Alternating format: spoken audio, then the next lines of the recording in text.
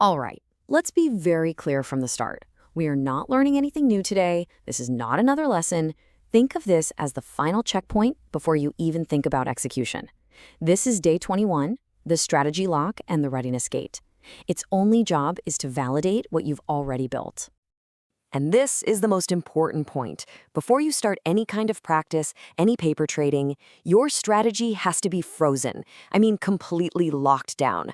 No more adding things, no more taking things away, and absolutely zero room for improvisation on the fly. We are officially moving out of the design phase and into the execution phase.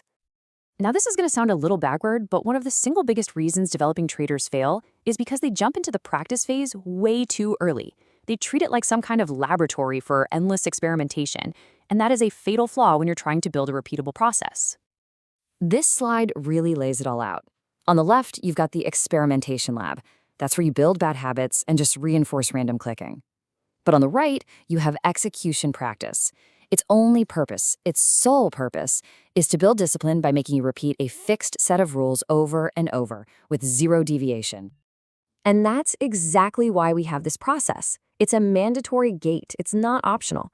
It is here to do one thing and one thing only, to validate that you're ready to practice the right way and to freeze your strategy so that your practice is actually effective.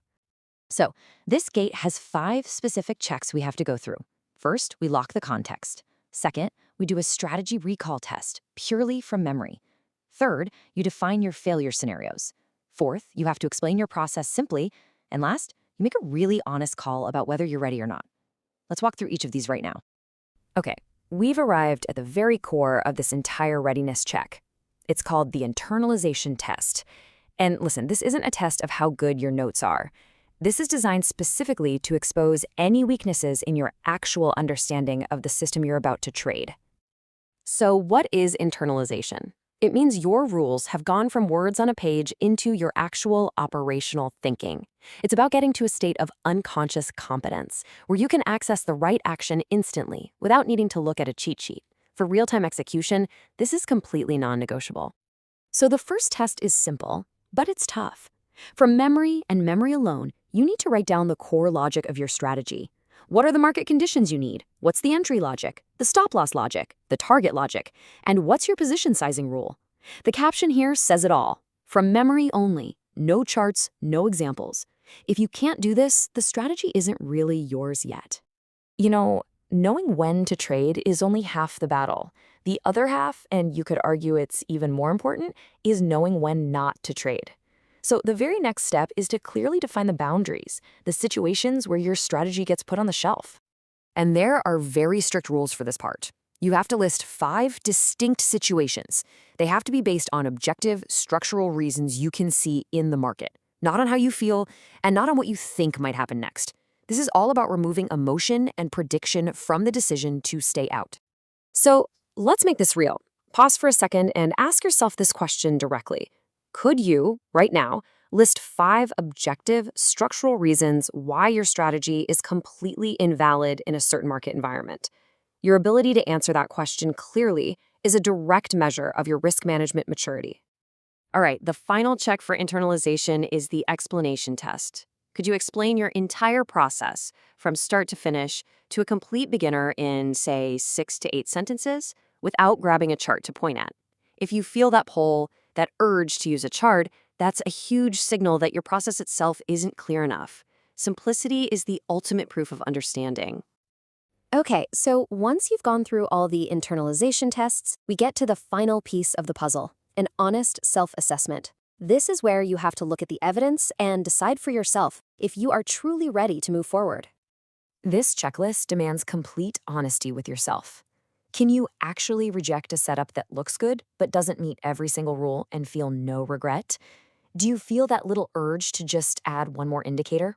Are you genuinely comfortable with the idea that a good strategy often means you trade less, not more? And the big one, will you follow the rules no matter what, even after a string of losses? Your answers to those questions are going to lead you to one of 2 verdicts. It's either a pass, which means you're ready for execution practice, or it's a hold, which means there's still specific work you need to go back and repeat before you proceed. So, what does a pass look like? It means your logic was clear and consistent through all the tests. There was no language hinting that you might bend the rules just this once.